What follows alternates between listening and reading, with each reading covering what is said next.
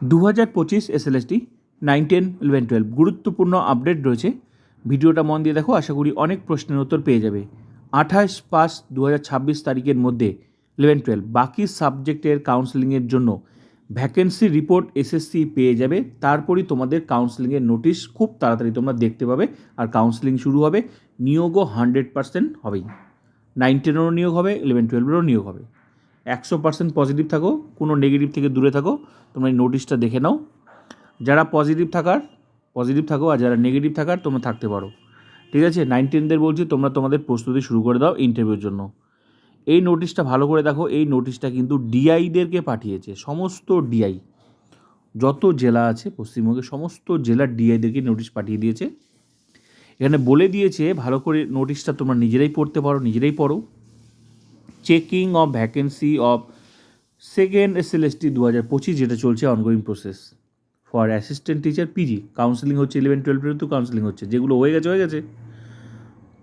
11-12 হ্যাঁ 2025 for assistant teacher PG prior to being forwarded to the West Bengal central school service commission. এখানে date দিয়ে দিয়েছে, তোমরা ভালো করে দেখো নোটিশটা। এবার নিজেরাই পড়তে পারো। এখানে বলে দিয়েছে 28/5/2026 তারিখের মধ্যে ভ্যাকেন্সিগুলো রিচেক করে এসএসসিকে পাঠাতে হবে। এই তারিখের মধ্যে মেইলের মাধ্যমে, মেইলের মাধ্যমে হচ্ছে এসএসসিকে পাঠাতে হবে 28/5/2026 তারিখের মধ্যে। তা কাদের? যে সমস্ত সাবজেক্টগুলো কাউন্সেলিং বাকি আছে। পজিটিভ থাকো তো কেন পাঠাচ্ছে? এর আগে তোমরা দেখেছো কাউন্সেলিং কিছু সাবজেক্টে তোমরা দেখেছো বারবার করে কাউন্সেলিং হচ্ছে, তার আগের দিন পর্যন্ত তোমরা দেখছো নতুন নতুন স্কুল লিস্ট বার হচ্ছে। ওই স্কুলের প্রবলেম এগুলো যাতে না হয়, হ্যাঁ, যার জন্য একদম রিচেক করে এসএসসিকে পাঠাবে। তারপরই তোমরা একদম কাউন্সেলিং দেখতে পারবে। প্রসেস এখন এই মুহূর্তে, যেহেতু এসএসসিতে পার্মানেন্ট কিন্তু চেয়ারম্যান নেই, শিক্ষামন্ত্রীও কিন্তু এখনও নেই, তো খুব তাড়াতাড়ি তোমরা এই প্রসেস দেখতে পাবে। একটু গুছিয়ে নিলেই ব্যাস তোমাদের প্রসেস কিন্তু ভেতরের কাজগুলো কিন্তু হচ্ছে। আশা করি এই নোটিশটা দেখেই তোমরা বুঝতে পারছো।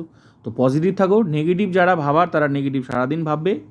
ঠিক আছে, পজিটিভ যদি তোমাদের ভাবার হয় তো ভাবতে পারো, এই নোটিশটা দেখো। আর এখানে আরেকটা কথা বলেছে, যারা 2016 টিচার্স স্কুলে তো আছে, ভ্যাকেন্সি চেক করতে গিয়ে যদি দেখা যায় যে 2016 টিচার্স আছে, মানে কন্টিনিউ চাকরি করছে সেই সেই ভ্যাকেন্সিটাতে, তাহলে সেই ভ্যাকেন্সিটাকে বলেছে ইএস বলে মেনশন করতে। মানে কোনো স্কুলে ভ্যাকেন্সি চেক করতে গিয়ে দেখা যাচ্ছে কোনো স্কুলে এখনও চাকরি করছে কোনো ক্যান্ডিডেট 2016 টিচার্স যদি চাকরি করে, তাহলে সেই ভ্যাকেন্সিটাকে মানে আইডেন্টিফাই করে দিতে বলছে ইএস বলে। এই রিপোর্টগুলো পাঠাতে হবে। তো কাউন্সেলিং হবে বলেই তো এই নোটিশটা ডিআইদেরকে পাঠিয়েছে। আর এবার সমস্ত রিপোর্ট নিয়ে 28/5/26 তারিখের মধ্যে এসএসসির কাছে চলে যাবে। ব্যাস, তারপরই তোমাদের আস্তে আস্তে তোমরা প্রসেস খুব তাড়াতাড়ি দেখতে পাবে। চেয়ারম্যান থেকে শুরু করে আর শিক্ষামন্ত্রী ব্যাস ঘোষণা হয়ে গেলেই আশা করি তোমাদের প্রসেস আরও এগিয়ে যাবে। তো প্রসেস কিন্তু তোমাদের চলছে ভেতরে। ঠিক আছে, তাই পজিটিভ থাকো, খুব তাড়াতাড়ি দেখতে পাবে। 9-10-এরও প্রসেস তোমরা খুব তাড়াতাড়ি দেখতে পাবে। ঠিক আছে, তো বাকি প্রসেস যেমন মধ্যশিক্ষা পর্ষদের কাজ তো চলছেই। তোমরা দেখছো মধ্যশিক্ষা পর্ষদ হচ্ছে কী বলে মেডিকেল টেস্টেরও নোটিশ দিয়েছে।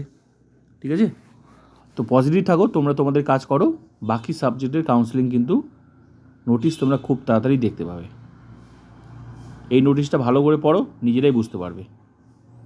স্ক্রিনশট নিয়ে নাও।